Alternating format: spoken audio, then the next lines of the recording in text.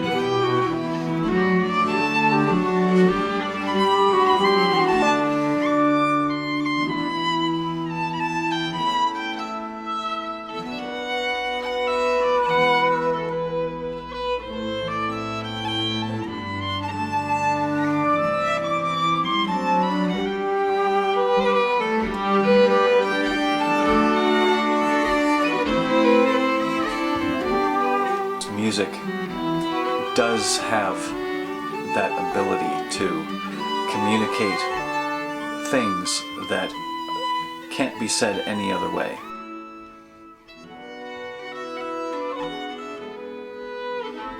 Music can put you into a space. And I think as a composer, have an idea of what it is that you're trying to communicate.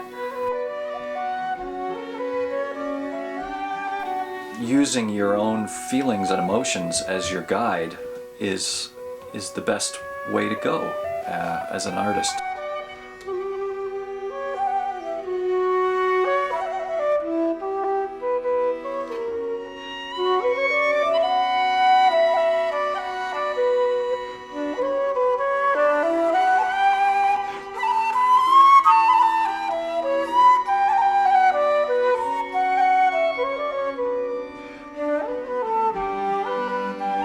The New Yorker has described him as, quote, a flute player of spectacular and imaginative virtuosity.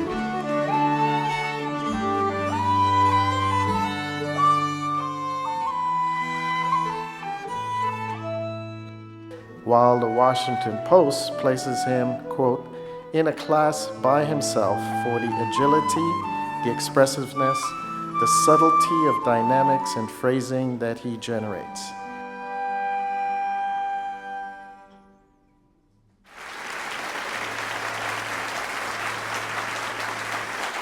Mr. Norman, can you please stand?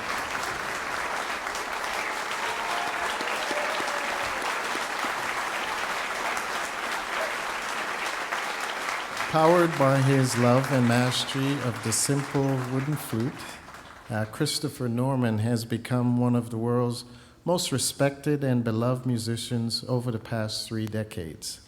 With his critically praised work as a composer, performer, teacher, flute maker, and builder of a musical community, Mr. Norman has influenced the way people hear, learn, play, and appreciate music. Mr. Norman has shared his creativity and ingenuity around the world in the concert halls from Canada to New Zealand.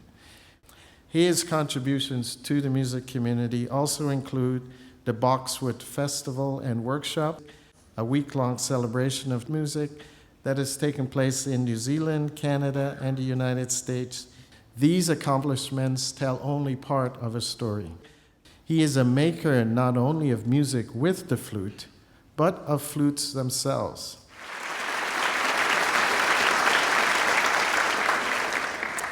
For as long as I can remember, I've been fascinated by the power of music and its ability to move me and move those around me, with its ability to touch the human heart in a way that's both universal and unique. I'd like to express that gratitude and appreciation and my wishes for this amazing graduating class with a bit of music for you this afternoon. I'm going to play a theme from a piece I wrote a few years back called The Sunshine of Saint-Eulalie.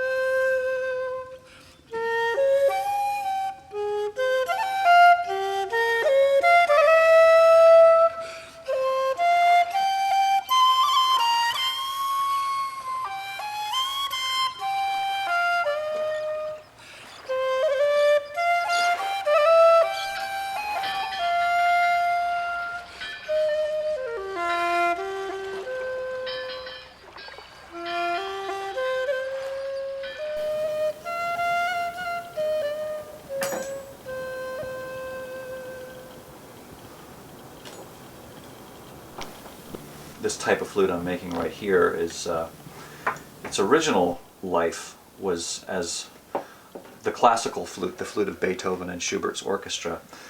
In more recent times, it's basically the main tool for playing traditional Irish music and all sorts of traditional folk music. And a lot of musicians don't feel like they need these extra keys down here at the bottom. And in fact, that they don't even need the top third of the flute as well. So that's probably another contributing factor why a lot of flute makers aren't making this part of the flute. Being a flute maker or a woodwind maker is it's an interesting array of skills that you need to bring to bear. Helps if you're musically sensitive, of course, but I've also got to be like a machinist, woodworker, wood turner, silversmith, engineer. So it's a challenging undertaking for sure.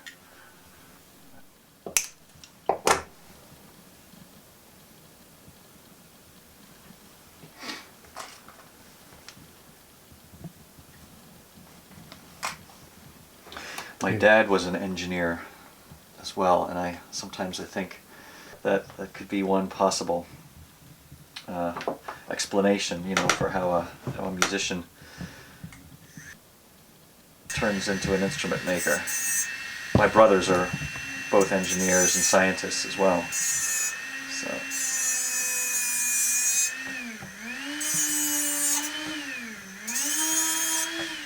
At some level, I think having brothers and with a competitive side of things, or at least on a very positive side, it did make me feel like I can do this. I can figure this out. Having brothers who are so technically adept. So they're a big inspiration to me.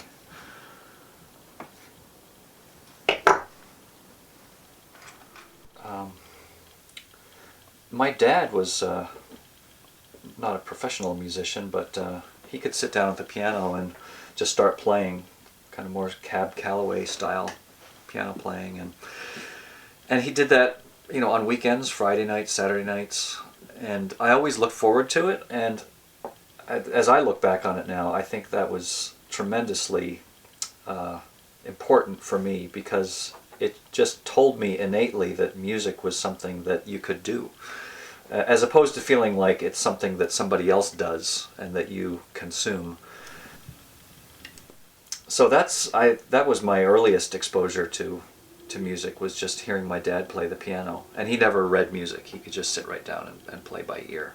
So I think that also had a big impact on me, because that's also the way I prefer to play as well.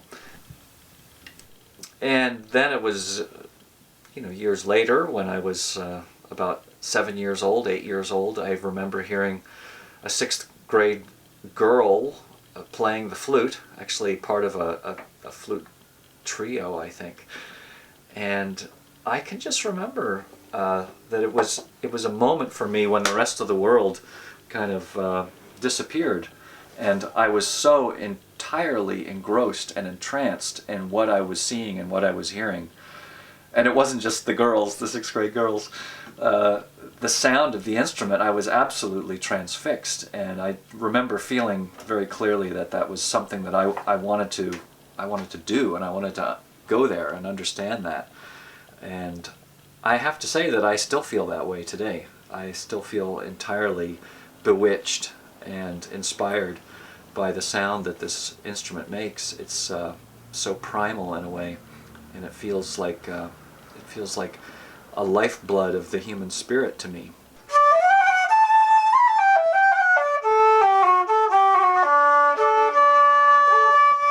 And I'm still trying to understand it and corral it. Let's see how you're doing with the notes in successively louder. Yeah, I have been practicing that, but okay. I've only gotten to 4, and it's kind of okay. It's better, but it's not. It's definitely not right. Okay. Well, let's give it a try. Well, yeah, I've been studying with Chris as kind of his apprentice for the last almost a year now, and which was kind of a bit of a dream come true for me, as him being my long-time musical hero. And the last one, just a whisper.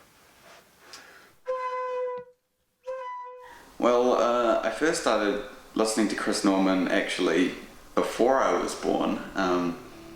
My parents used to play me 2 of his CDs, Man with the Wooden Flute and The Beauty of the North, while I was still in my mother's womb there, as a way to send me off to sleep, and once I was born as well, as a kind of lullaby sort of a tracks, which was great. I used to absolutely love them, apparently.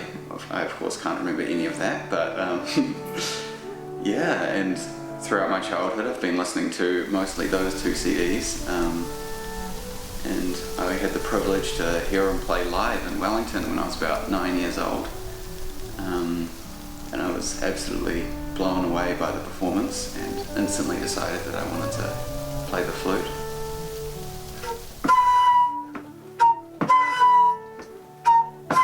Right. So I want to have this. I want you to feel like it's, you know, it's percolating and it's sort of effervescent before that, right? And then all of a sudden it just goes.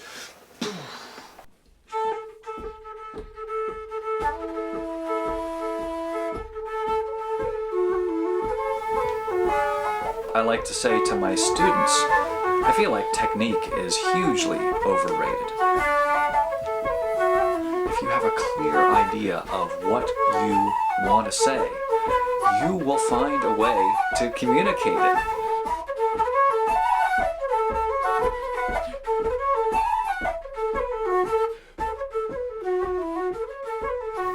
Just look at a newborn infant in its crib. They have absolutely no learned skills at that point, yet they are so able to, number one, to command your attention and communicate. That should give a lot of us artists who are limited in their technique, especially those of us with gray hair. Maybe we had some technique, but it's starting to fail. It just doesn't matter, really. What is the most powerful thing is having that clarity of what it is that you need to communicate.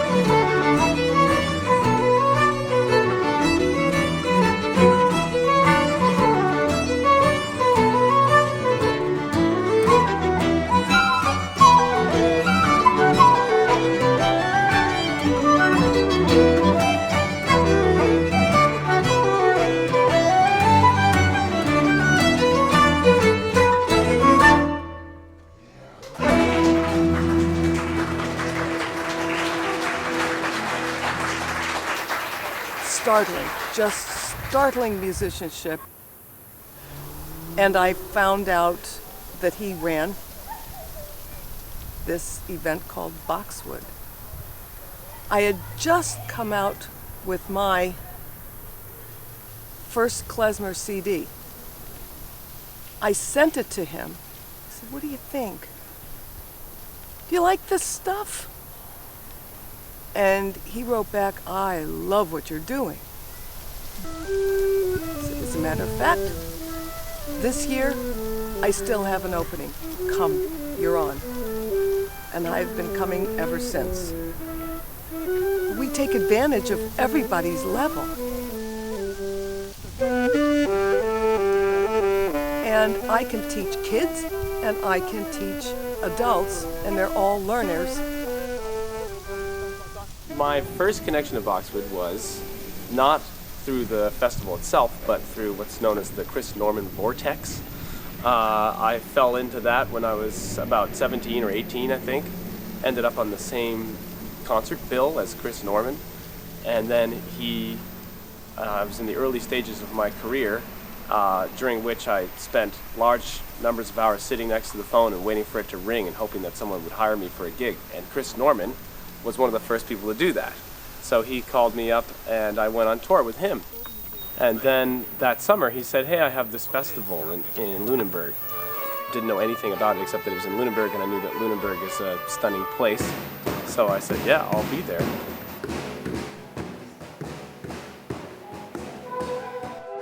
And I've been coming to Boxwood every year since then.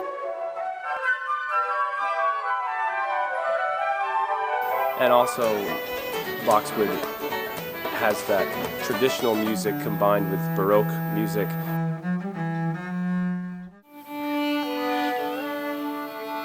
There's something magical that happens when you have professional musicians and amateurs all playing together and working stuff out. If it's good music, people here are into it.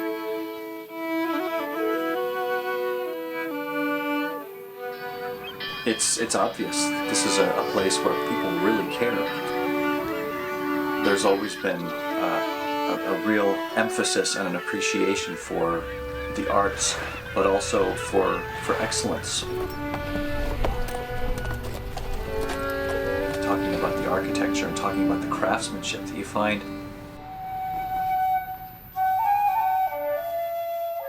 Something that I keep returning to is music's unique and powerful ability to not only bridge communities, but also to bridge generations. Is to not keep it just a workshop or an educational thing for adults or for professionals, but rather to find a way to make it an entire village. 2, 3, 4, 5. To see 12-year-olds and 82-year-olds playing alongside of each other and dancing and singing alongside of each other, but that's also part of the education. And under.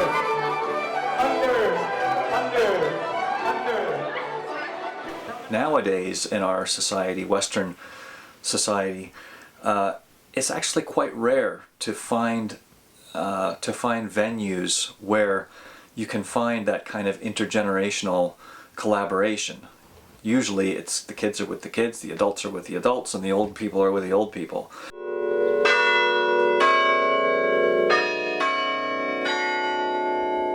Everybody arrives and there's so many great musicians.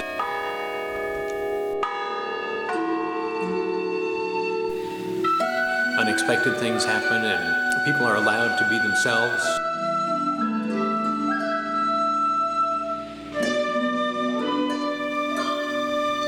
Chris certainly has a vision that's very broad and includes all kinds of human music making, and that certainly fascinates me.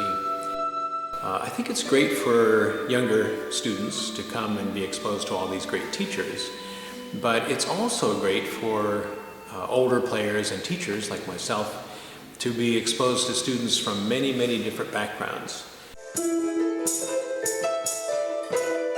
An ethnomusicologist is someone who is involved in cultural aspects of music, learns both from culture about the music and learns from the music about the people that are making it.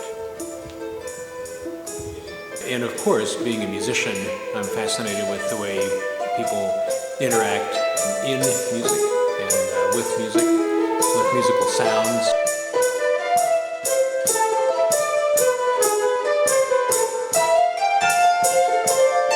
John Blacking, a really well-known British anthropologist, liked using a definition of music as humanly organized sound.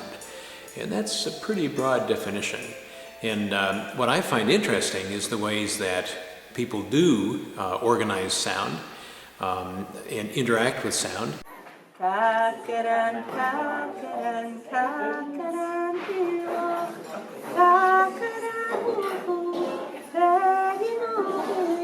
Have this effect on audiences everywhere.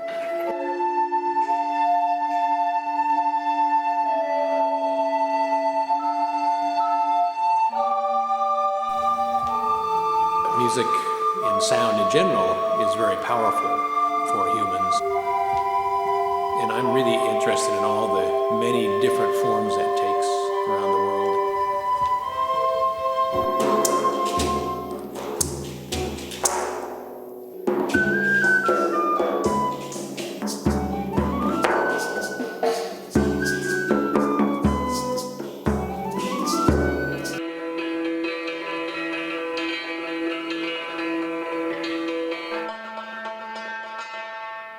What people say about themselves, what they say about other people's music. I guess I just keep learning things. It feels like every day there's something new that comes up, and every time I draw a conclusion, I need to be ready to let it grow and change a little bit.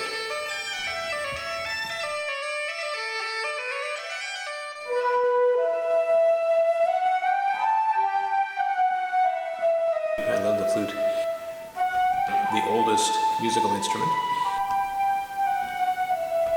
There are some good examples of flutes that were made from bone that have been found in Neanderthal caves that they think might be 40,000 years old or more.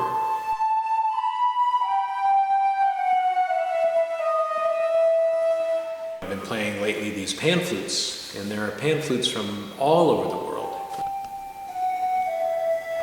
I think any place that has cane has pan flutes.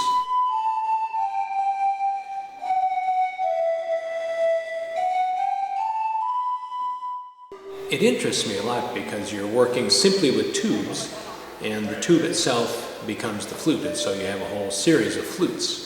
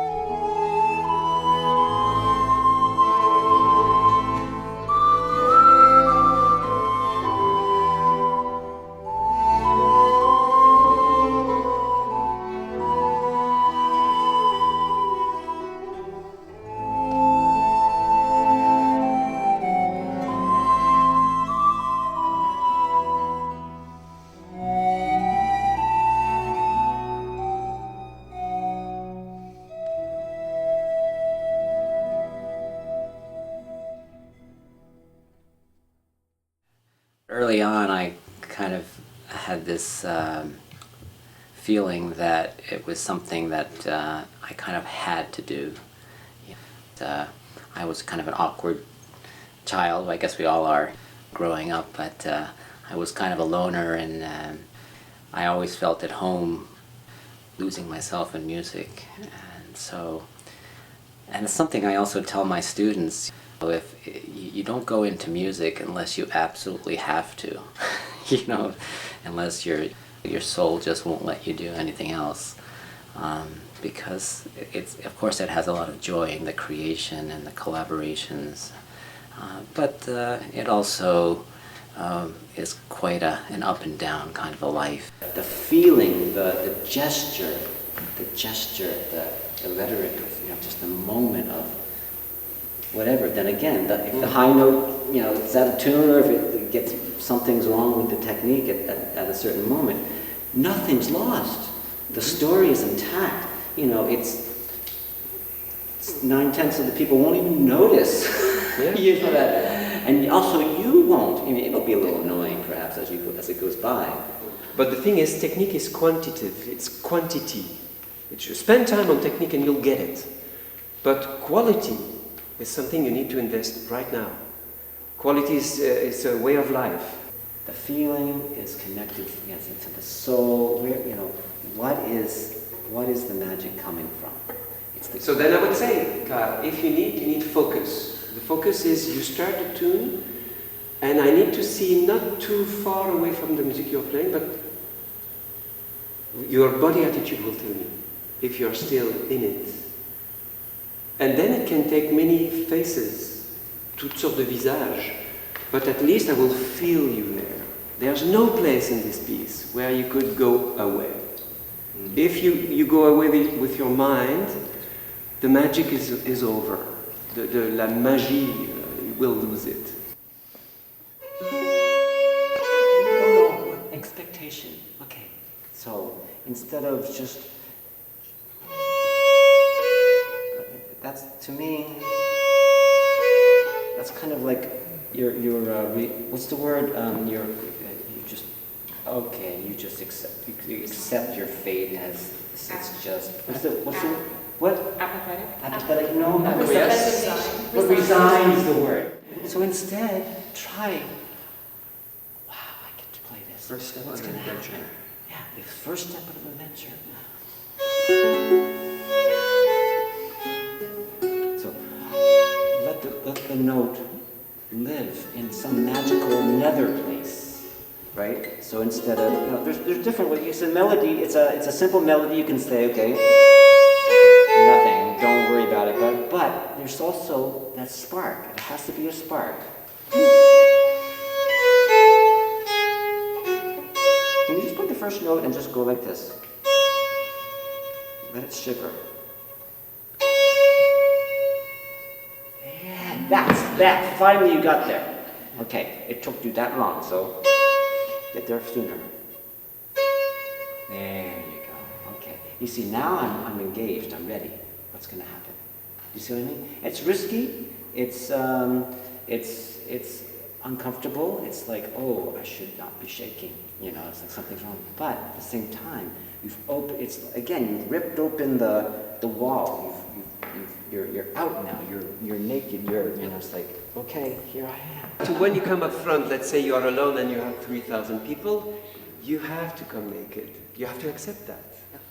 And naked means, you show yourself, you're open. You can't just be... On peut pas arriver comme ça. First of all, we'll feel it, and then we'll feel uncomfortable. So that naked feeling you need to get. Just constantly, moment after moment in Baroque music is full of these possibilities.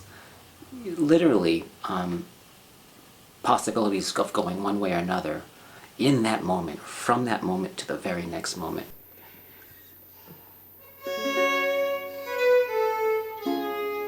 What's going to happen now?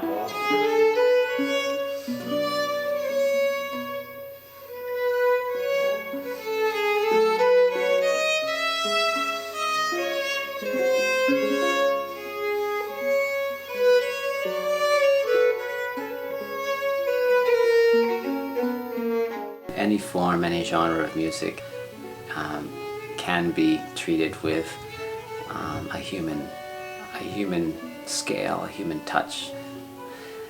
But it's true that I believe that Baroque music and the way that I was taught Baroque music by Stanley Ritchie and other people at the Early Music Institute in Indiana really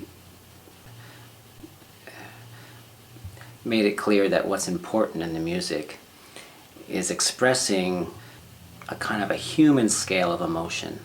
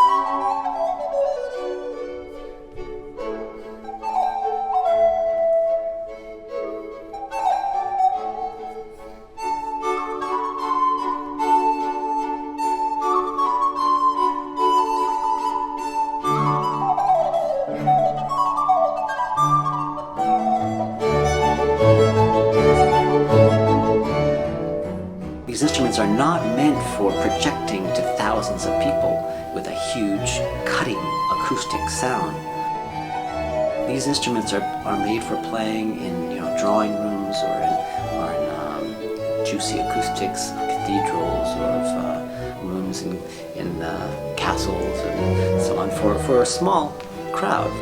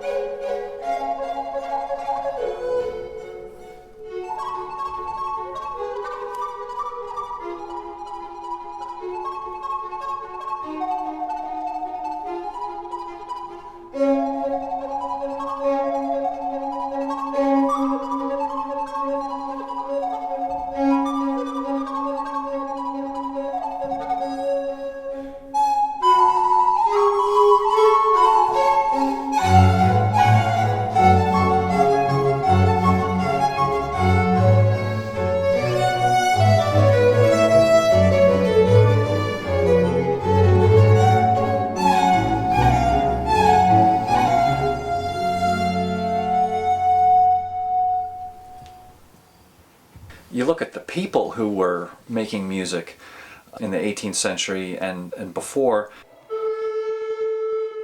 In a lot of cases, they were active in a number of different genres of music.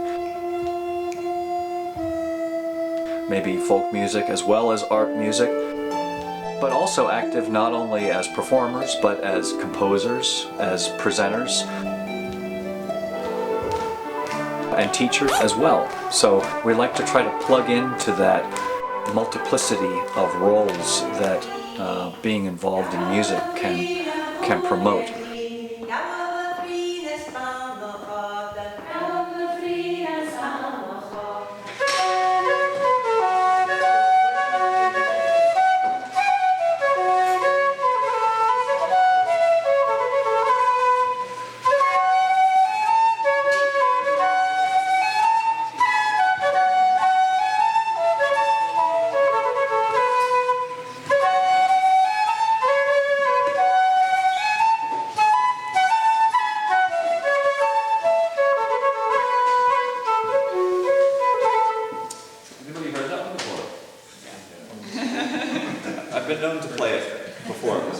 I don't think I've taught it before. It'd be fun to go through it. What I want you to do is stand up. So let's go hop, hop, hop, hop. And now what I want you to do is say good.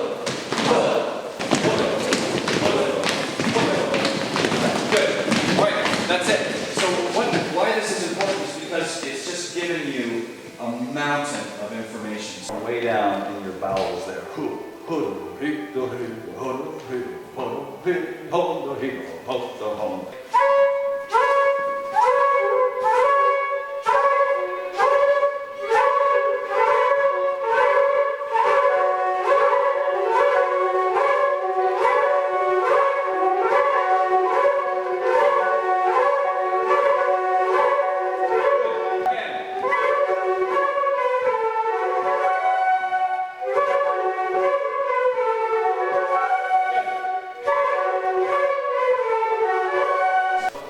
In slow motion, it's ho, ho, ho, ho, ho. Can you say it for me?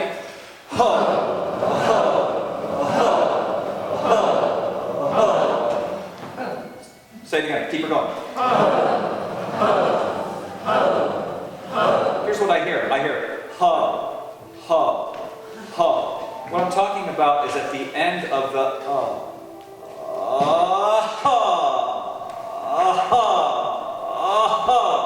I know it sounds like, why is he making me do this weird thing? It's so weird sounding. It's actually, it's vital.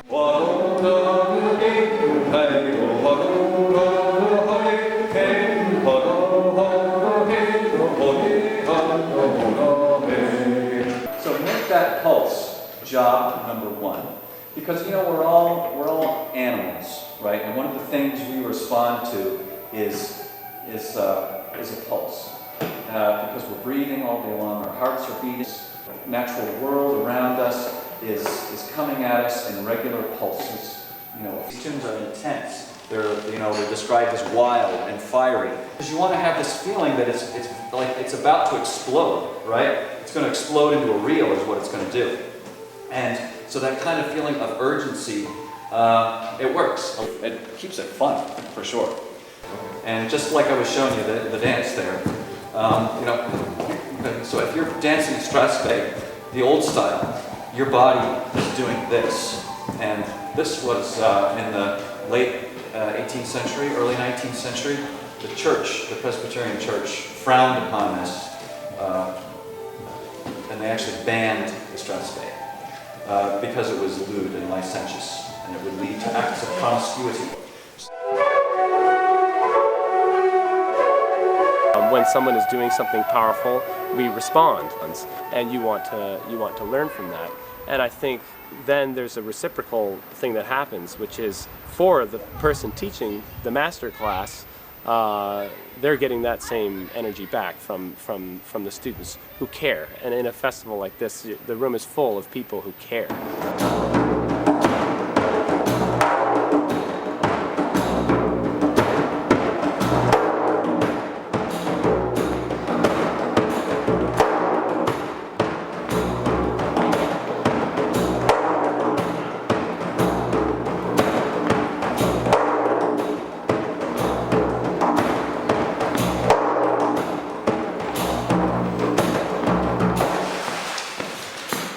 Chops, the idea of technique, separate from rhythm makes no sense to me, right? If you get up, if I, go to the piano and I play something, impressively fast, right? You might say, well, that's really fast, but it's hard to get a sense of it, right? If I play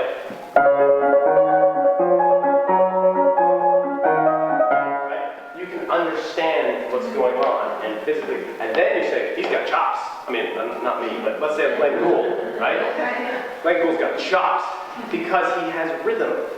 I place an enormous emphasis on rhythm, not just because I'm a rhythm fanatic, which I admittedly am, but also because rhythm is half of music.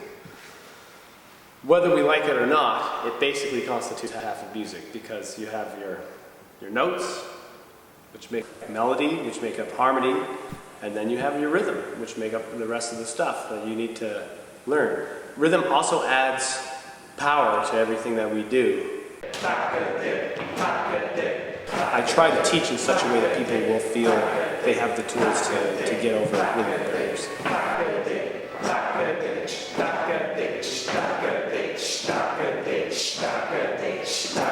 People will say music is a universal language. Rhythm is part of that language. So everybody has their own dialect, and everybody has their own way of using rhythm to achieve whatever means they want, whether it's in North Africa and you're trying to get to a certain headspace, and you're going to use different rhythms to do that. Or in India, where you're trying to get access to, say, the divine or something like that.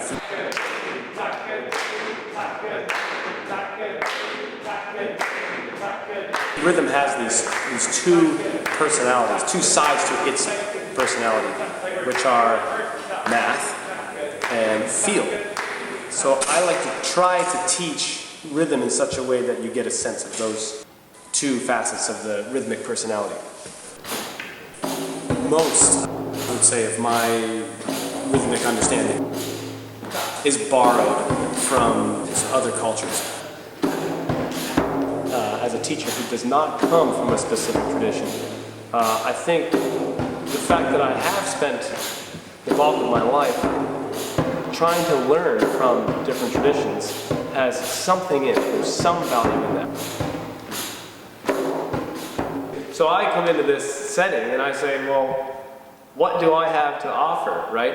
What is my tradition that I have to offer? And the answer in the first year came to me randomly as medieval music. Because I thought, well, here we've got baroque music, we've got this traditional Scottish stuff, traditional Irish stuff, traditional English. I'm going to do something a little earlier. I love medieval music, so I thought, I'll just do some medieval music. Of course, I happened to find some medieval music from Sicily, probably from the Norman kingdom of Sicily. So it has all this Arabic influence. So then that led us down this path of learning some Arabic music as well.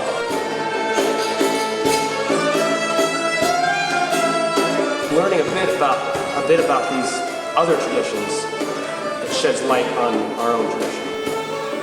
We're interested in going back in time and seeing music that's from whence that came, right?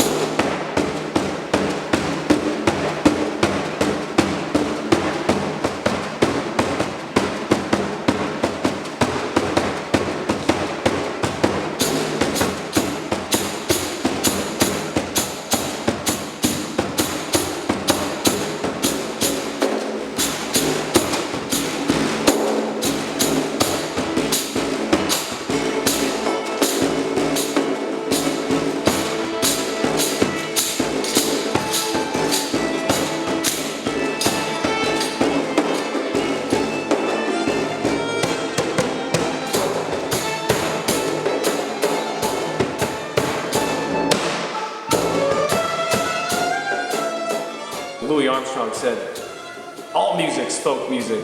You ever heard a cow sing? I think that's exactly right? I mean, music is coming from people all over the world, and we'll never learn all about all of it, but we can learn a lot about some of it.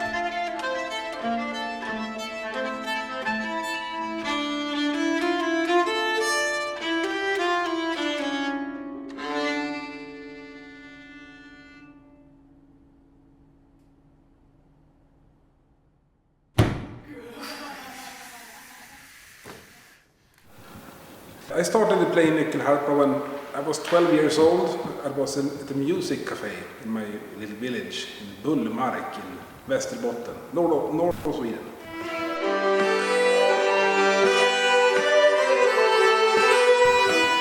This band with the musicians entered the room, and they had strange cases, big cases, wooden cases. And then they took up an instrument I'd never seen before, and it was a nyckelharpa. So when they had a break in the concert and everybody was taking coffee, I asked the boss from the band what it was, and he said, "Hey, this is a nyckelharpa. You have to try it."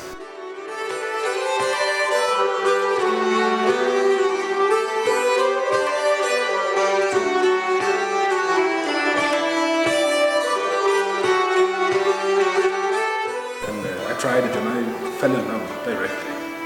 It took me by surprise. So I asked him, how much does it cost? Well, it cost about between 4 to 6, maybe 8,000 Swedish crowns. And that was pretty expensive for me. But he said, well, but I have built some nyckelharpas, so you can borrow one of mine. So we switched, my father was hunting at that time, so we switched moose meat to lessons. So that's how I started. it's a secret, but it's not that difficult. You have the difficult part with playing nyckelharpa, it's the bowing technique. Because in the bow you have rhythm, and you have how you make the tone and everything like that is in the bow.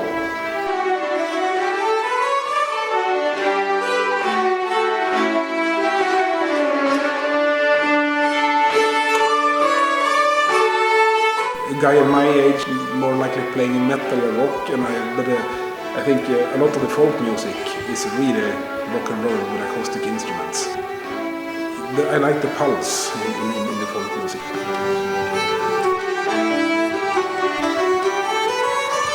Also get people together, and you don't have to care about age or where you're from. Everybody can talk that language together. And it's really important these days to take care of each other. And a CEO of a big company that plays with a homeless person.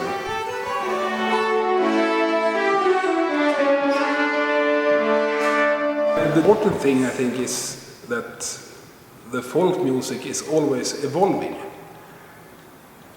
or should be, because there are always people that are folk music polices. You're allowed to play it this way or that way, and then you're not allowed to play it in that way. And the folk music should be alive, and it has always taken influences from all over.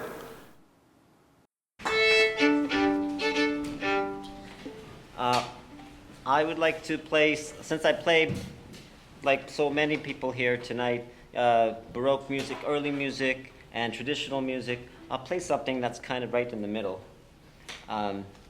Although, yeah, I guess it's kind of a traditional type tune. It's got variations to it, and it's got some kind of figurations and techniques like pizzicato and things, left hand, strange things that you don't usually see in sort of folk music tunes. They didn't know much about, political correctness back then, I guess, and this one's called Hit Her on the Bum.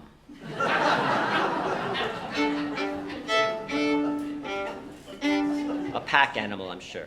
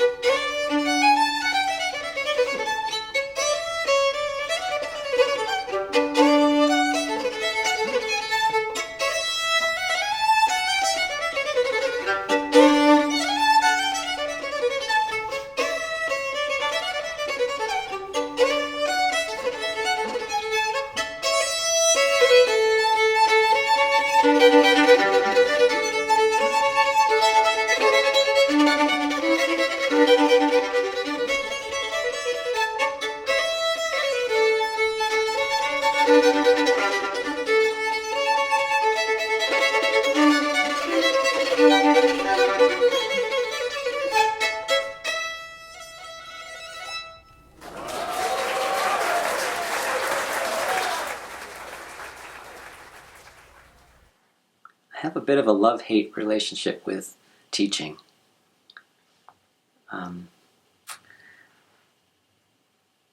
I love teaching. When I'm teaching, it tends to get kind of intense, and in a good way. You know, I'm just diving right in, and I want to get into the things about making music that, you know, really, what's the expression, you know, float my boat or something, you know. Beginning, D.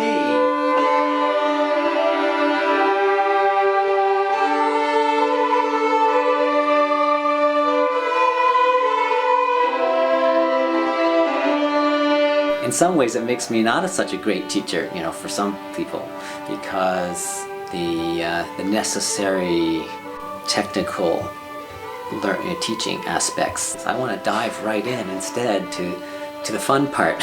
You know? Okay, everybody has it?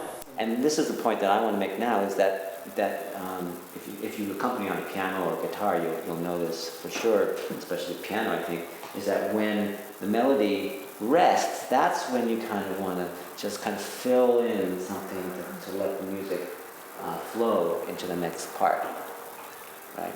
So with waves, we want to make waves, so to speak, literally in this case, almost literally, musical waves. So in this case, we have, so move, stop, move, rest, move, and then rest for a long time. So if I'm making waves, I would definitely want to make waves when it's resting. So I might go. Here we go. 1, 2, 3.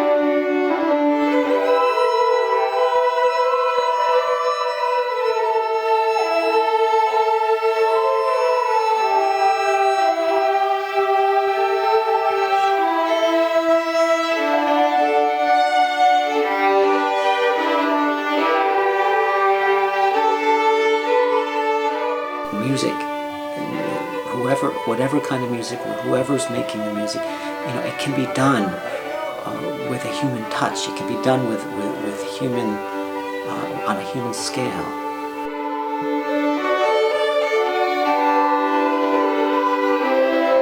Teenager. Second part. I think that melancholy is such a vital part of just, you know, being human. You can't be joyous all the time. You can't feel, you know, peaceful and happy all the time.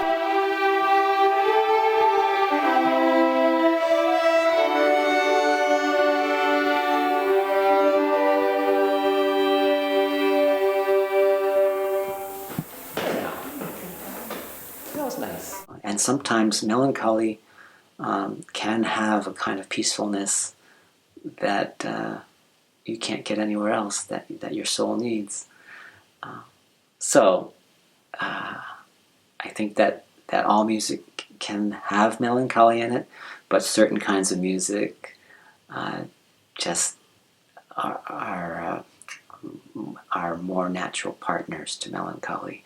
I think that Baroque music is definitely a natural partner for melancholy, and so is many kinds of traditional music, and I think especially Celtic music. And I've found that certainly the case for Cape Breton music and 18th century Scottish music.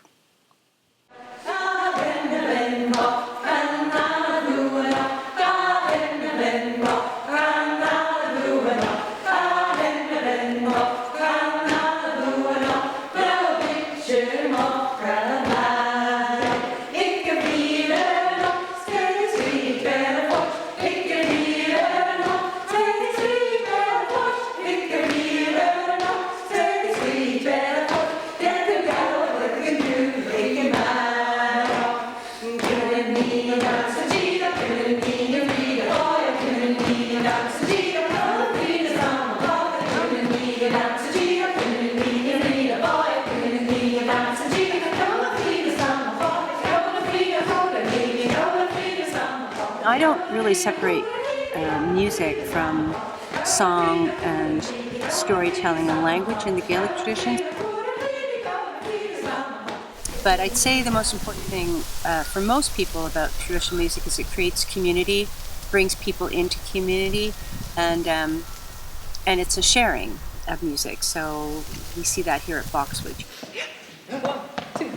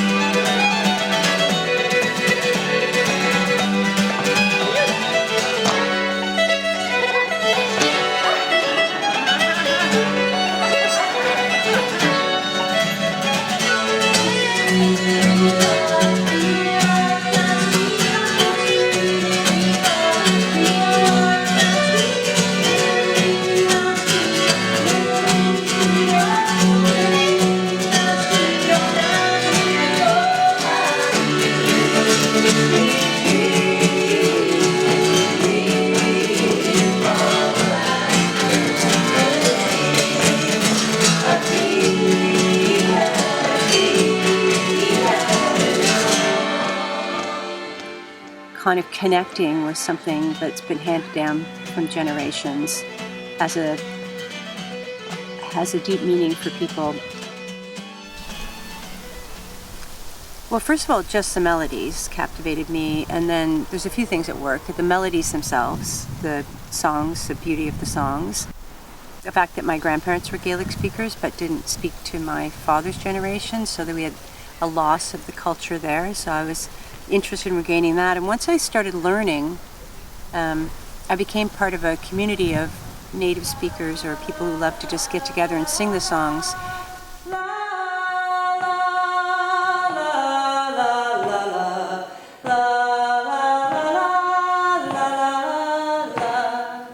I wish all Gaelic singing was la la la. It'd be so easy. Yeah. So the story of this is that her husband is a McGregor, and the McGregors were not in favor at the time, and basically they became outlaws. They had to become fugitives. Anyway, so the story behind this is she's married to this McGregor, and it's not beneficial to her family that she should be married to him. She's, she's the daughter of a chief, and so they want to marry her off to somebody that would be more advantageous, and so they murder her husband. And she's singing this to the baby. Yeah, it's cheerful, eh? But if you think about Rockabye Baby, yeah, or most nursery rhymes or most lullabies, they're all pretty gruesome, English ones as well. So she's singing this to her baby, saying, they spilt your blood yesterday, they put your head on an oaken post a little way from your corpse. But it's quite a nice song, and it's quite a pretty song. It's a good lullaby. But I'll sing you a bit of the lullaby, and then we'll work on dancing the words. La, la, la,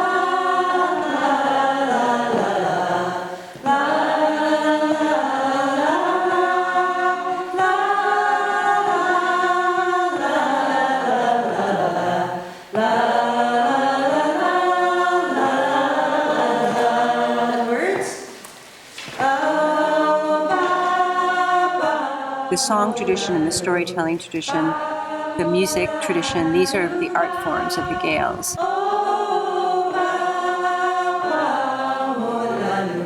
In the singing tradition, it is the words themselves that are the most important thing, and the way the poetry is constructed with its stressed vowels. It's all very integrated with melody, but you don't have to be a good singer in the way we think of in terms of like a Western scale. It's quite a different style and much more inclusive in that way. Blue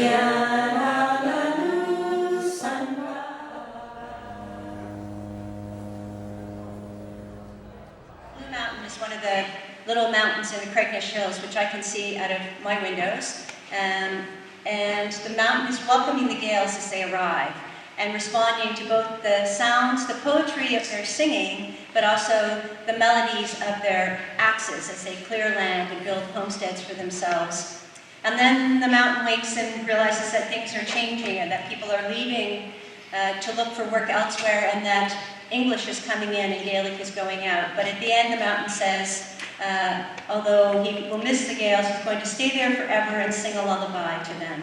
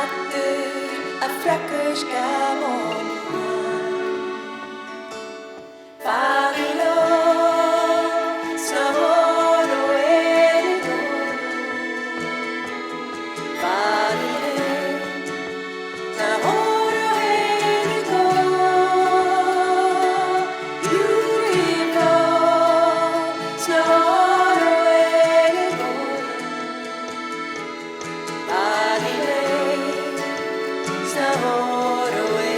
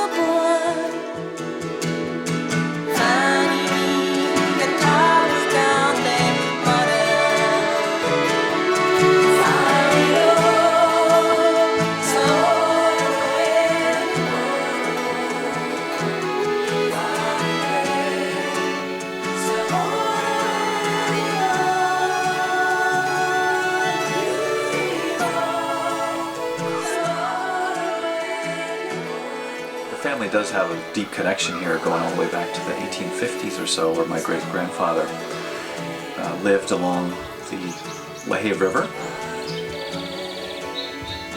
So I've definitely got deep roots here, but it's more than that for me.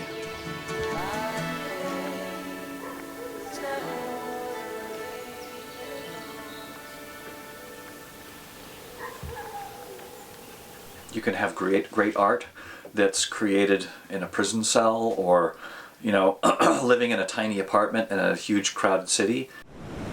But for me, at least, the physical environment and the proximity to nature is something that's very important. I can be a little more in touch.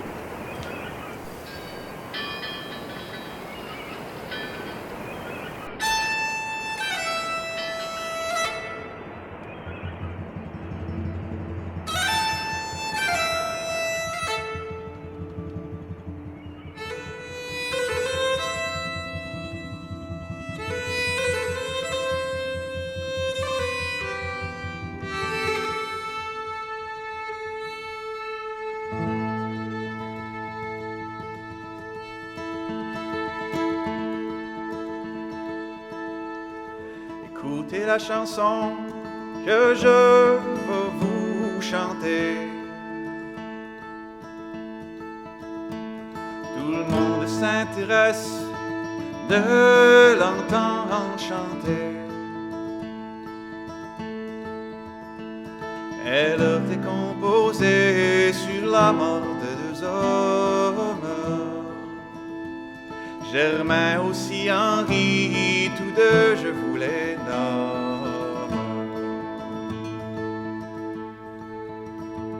Partant de l'île aux Basques, partant bien heureusement, croyant de gagner terre sans aucun accident.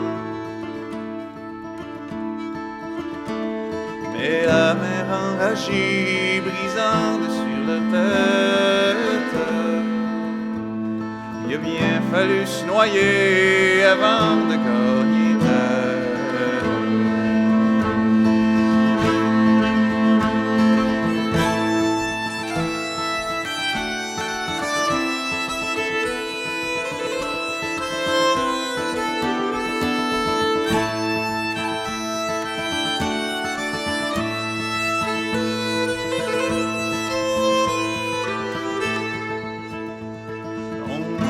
Les recherches, c'est pour trouver Germain.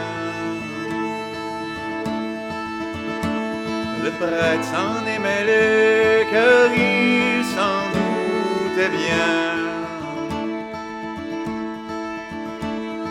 Ils ont trouvé Germain noyé sur le rivage. Sa blonde s'est effondrée en voyant son visage.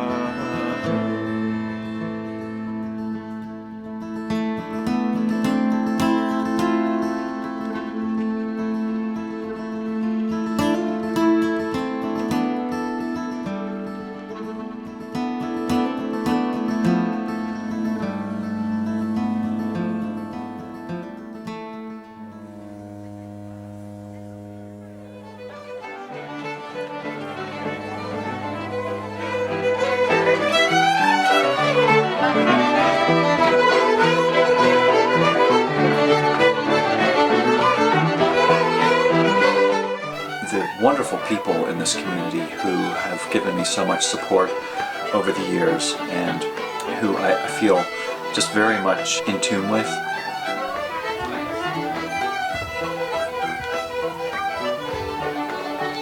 Even in a place like Nova Scotia where traditional music is so ubiquitous and it is so, relatively universally appreciated, it's really interesting to see how people use the music in different ways. Some who look at it as really a social vehicle, which is one of the nice things about traditional music, is that you tend to get together and play the music with your pals. If you have a community or a regular ongoing session, a jam session, you'll find yourself all learning the same tunes, and you'll get together and you'll play those tunes at your local session. Someone else will come in from out of town and play some new repertoire that maybe you don't know, and all of a sudden the repertoire is enlarged.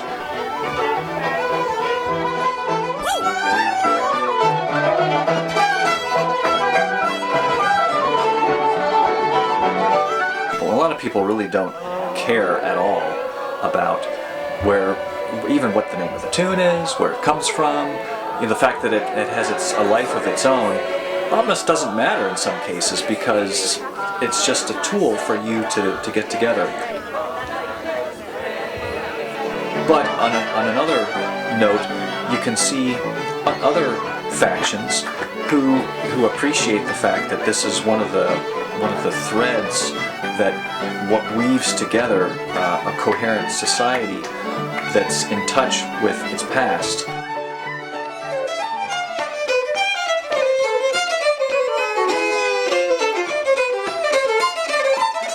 Chris and I share an affinity for both folk music of Celtic variety, especially Scottish, Breton, and the baroque music.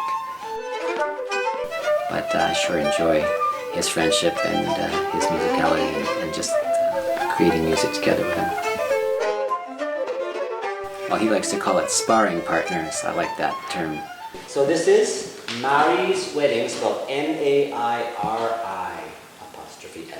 Mari's Wedding. And even though we're just playing an E, this kind of rhythm, already kind of get your body into it because it's kind of fun. It's better than just going.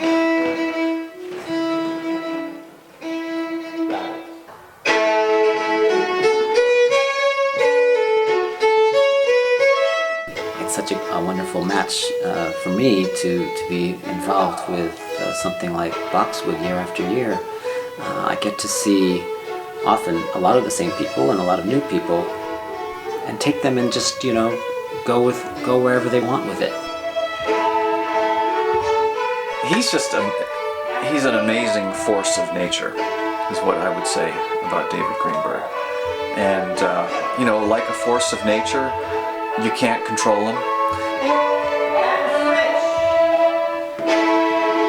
He's unpredictable. But like a force of nature, he's also completely honest and powerful. And I take a great deal of delight and inspiration, particularly in playing music with him and talking about music.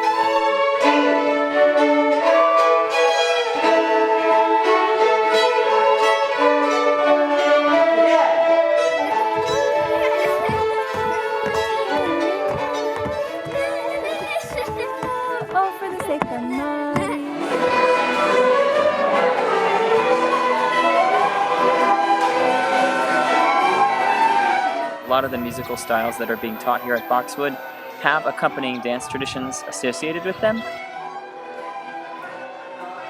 Dance is a focus of this, and it expands the camp from being solely a music camp to being more about the traditional arts in general, and also about the performing arts and creative expression as a whole.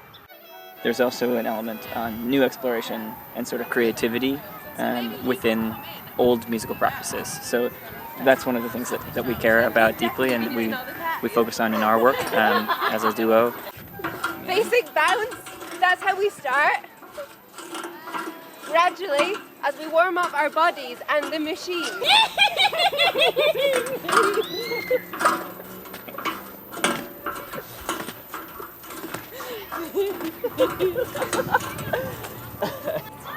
We've travelled across the globe, spending a lot of time with some masters of movement in Paris. Shanakis.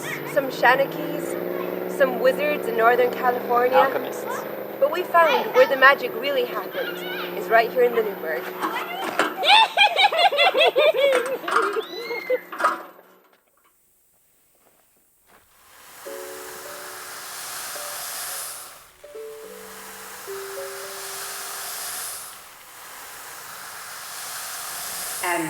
This next one is for Nick. You'll see that he's crunching and scraping on the sand on the board there. That's what's giving him that sound. And so it means that before every gig we do together, we need to hunt down some sand, which can be easy or difficult depending on where we are. It's easy here. Anyway, I like to think of Nick sneaking up on an unsuspecting grain of sand and pouncing. So I called it the sand hunter.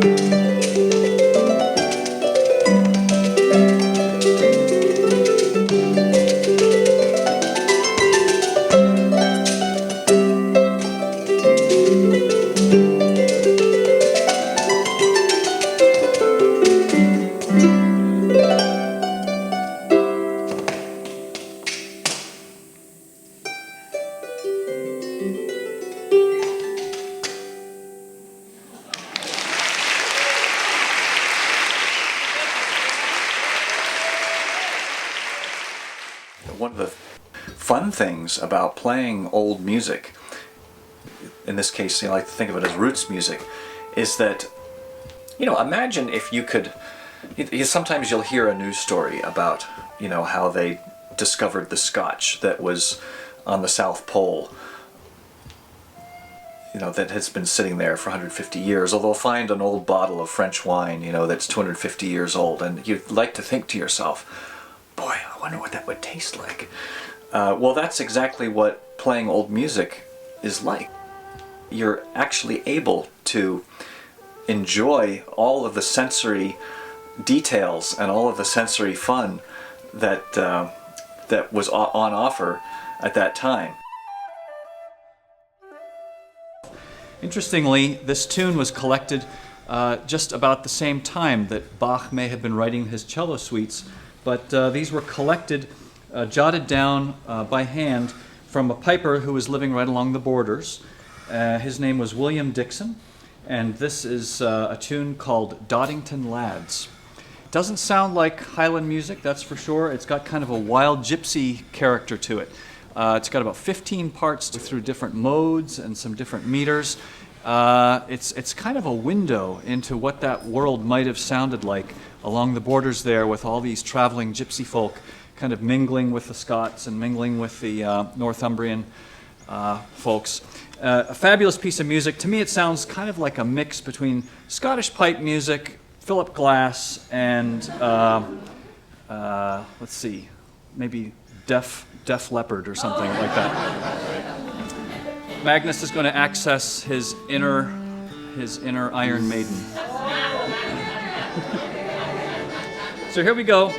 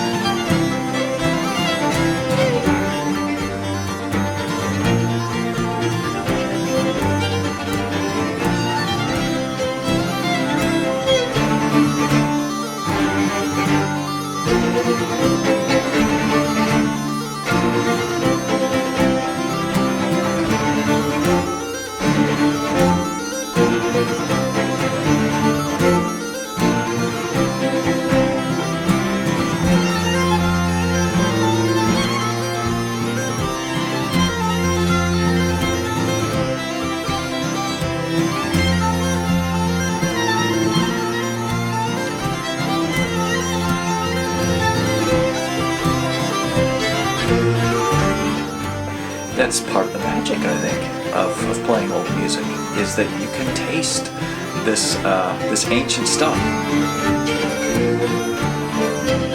A lot of this music is, 100 to 300 years old, and when you start to pull on the thread and find out where this music came from, it takes you to some surprising places that might also challenge your idea of identity, of who you think you are.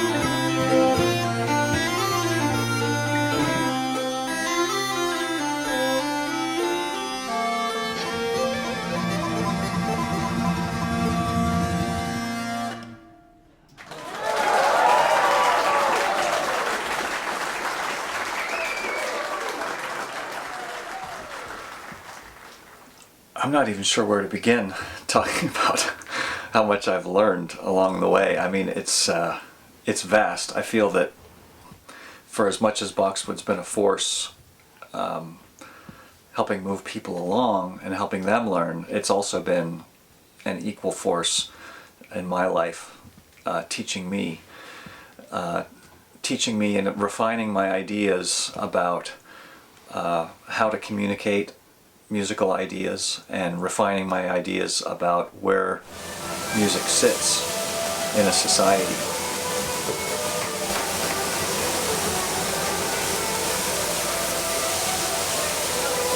And how you can shape the teaching of music to not only serve the individuals, but help them achieve their goals and personal growth, but also to serve the community that they're a part of as well.